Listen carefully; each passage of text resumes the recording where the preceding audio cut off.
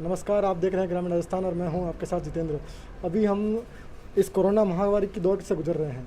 इस कोरोना महामारी की दूसरी लहर से गुजर रहे हैं, लेकिन लोगों में एक अलग सी भ्रांतियां फैल रही हैं। कुछ भ्रांतियां हैं, कुछ साइंटिफिक फैक्ट भी हैं, लेकिन अभी इनके ऊपर कोई स्पष्टीकरण नहीं है। व्हाट्सएप पर वीडियोज़ वायरल होने का दौर ख़त्म नहीं हो रहा है। जो सोशल मीडिया है उस पर अचानक कहीं ना कहीं एक नया वीडियो सामने आता है, रोज़ नए नए नुस्खे सामने आते हैं। तो इस बारे में हम जानते हैं, जो हमारे यहाँ बिलाड़ा के जो वरिष्ठ चिकित्सक हैं उनसे जानते हैं कि क्या ये वास्तविकता में सही है या नहीं है, कहाँ तक किस हद तक सही है, इसके बारे में जानते हैं। तो हमारे साथ मौजूद हैं डॉक्टर के बी गर्ग। आइए उनसे जानते हैं कि क्या वास्तविकता में यहाँ कोरोना की। सर, सबसे पहले तो बहुत बहुत स्वागत है सर ग्रामीण राजस्थान में। Thank you. सर, एक सबसे पहले मेरी आपसे ये क्वेश्चन है कि सर, जो अभी सेकंड लेयर में जो कोरोना है, जो कोविड का जो लक्षण होते हैं, वो क्या लक्षण दिखाई देते हैं? अभी इस दौरान जो पेशेंट आ रहे हैं, अपने पास मरीज आ रहे हैं, उनमें सबसे पहला लक्षण होता है बुखार आता है। बुखार जो आता है, एक पहले दिन मरीज को बुखार आएगा, उसके बाद 1-2 दिन बाद में बुखार कम हो जाता है, लेकिन उसके बाद में उसको खांसी, सांस में तकलीफ, गले में खराश, थकान आना, हाथ पाँव में दर्द होना, कमर में दर्द होना, ये मुख्य लक्षण है।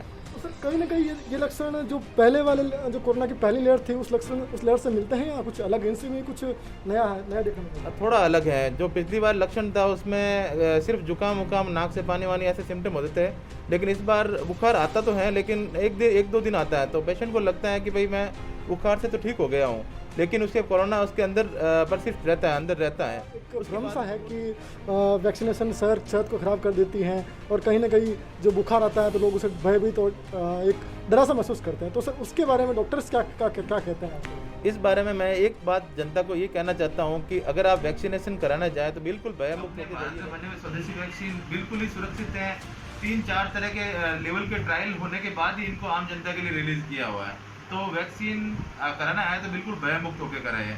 ठीक है। दूसरी चीज़ है कि जो वैक्सीन लगाने के बाद कहते हैं बुखार आता है, तो वैक्सीन लगने के बाद एक इम्यूनोलॉजिकल रिएक्शन होता है, तो थोड़ा बहुत बुखार आना मतलब ये है कि आपका वैक्सीन अच्छा असर कर रहा है, आपका काम वैक्सीन शरीर में अब से अपने एंटीबॉडी डेवलप हो रही है, इसलिए आपको बुखार आ रहा है। उससे भयभीत होने की जरूरत नहीं, आप डॉक्टर से मिलिए, सिंपल पैरासीटामोल गोली से ये बुखार ठीक हो जाता है। तीसरी बात मैं कहना चाहूँगा कि अपने जो भी वैक्सीन लगाना आए हैं तो अपने थोड़ा सिम्टम देख लिया करें। जिसको बुखार है, खांसी वांसी हो रही है, तो वो थोड़ा रुक के वैक्सीन लगाएं। बुखार और खांसी के साथ में वैक्सीन लगाना आपकी सेहत के लिए खतरा रह सकता है, क्योंकि अभी इन दिनों जो कोरोना वायरस है वो कम्युनिटी मतलब हर अपने आसपास पेशेंट में कोरोना रहता है। तो अपन कह नहीं सकते कौन सा पेशेंट कोरोना मुक्त है और कौन सा कोरोना ग्रसित है। तो जो भी पेशेंट वैक्सीन लगाना है तो उनको फीवर वगैरह ना हो, फीवर रुकने के 10-15 दिन बाद में वैक्सीन लगाएं। तो सर, एक चीज़ और पूछा था मैंने आपसे कि सर, अगर किसी को कोरोना पॉजिटिव आ जाए तो इस स्थिति में वो एक भयभीत सा माहौल होता है, उसके अंदर एक डर सा दिखता है। तो अगर कोई कोरोना पॉजिटिव आ जाए तो फर्स्टली प्राइवेटली क्या दे उसको कि अपना जो स्वास्थ्य का ध्यान रखें, किस तरह से? सबसे पहले जो अभी हम इन दिनों सेकेंड जो वेव को देख रहे हैं उसमें ये है कि जो पेशेंट जल्दी डॉक्टर से संपर्क करते हैं और इलाज लेना शुरू कर देते हैं उनमें मोर्टेलिटी भी कम होती है, कॉम्प्लिकेशन भी कम होते हैं। तो मेरा ये कहना है कि आपको जब भी अपने शरीर में बुखार, हाथ पाँव में दर्द, खांसी, जुकाम, गले में खराश, थकान का अनुभव हो तो तुरंत अपने नज़दीकी अस्पताल में अपने नज़दीकी फिजिशियन से संपर्क करें और इलाज लेना चालू कर दें। दूसरी चीज़ सबसे गौर करने लायक बात है कि आप अपने घर में भी जैसे अपने हाइड्रेशन का मेंटेन रखना है, मतलब पानी वानी फुल पिए, हरी पत्ते वाली सब्जियों का सेवन करें, फ्रूट्स वगैरह ज़्यादा खाएं और अपना मतलब संतुलित आहार लें। तो ये चीज़ें मतलब एक तरह से एंटीऑक्सीडेंट का काम करती है और कोरोना से लड़ने में शरीर को बहुत हेल्प करती है। सर, इसमें वो जो आयुर्वेदिक जो काढ़ा खाया जाता है तो वो कहाँ तक असरदार है? आयुर्वेदिक निश्चित तौर पे आयुर्वेद जो अपने भारत में तो चिकित्सा का सबसे मूल सिद्धांत यही रहा है। तो आयुर्वेद का काढ़ा लेने में कोई किसी तरह की बुराई नहीं है।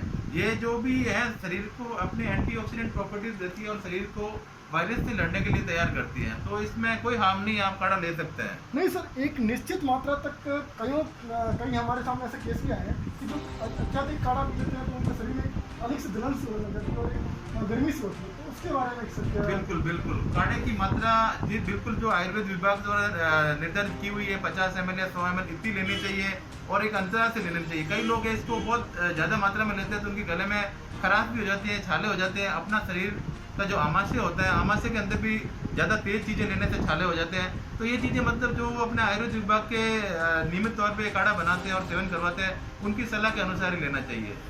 तो सर अंत में आप एक कोरोना वॉरियर्स फ्रंटलाइन प्रोग्राम तो सर हमारे चैनल के माध्यम से जनता से क्या अपनी और क्या संदेश देना चाहेंगे? मेरी जनता से सिर्फ एकमात्र अपील यही है कि आप ज़रूरत हो तो ही घर से बाहर निकलिए, भीड़ में बिल्कुल ही मत निकलिए, और जो मास्क और सैनिटाइजर और डिस्टेंसिंग ये ध्यान रखें। और लोग जो है मास्क लगा रहे हैं लेकिन मास्क प्रॉपर वे में नहीं लगा रहे हैं। मास्क लगाने का अपना एकमात्र सिद्धांत यही है कि नाक और मुंह ढका होना चाहिए।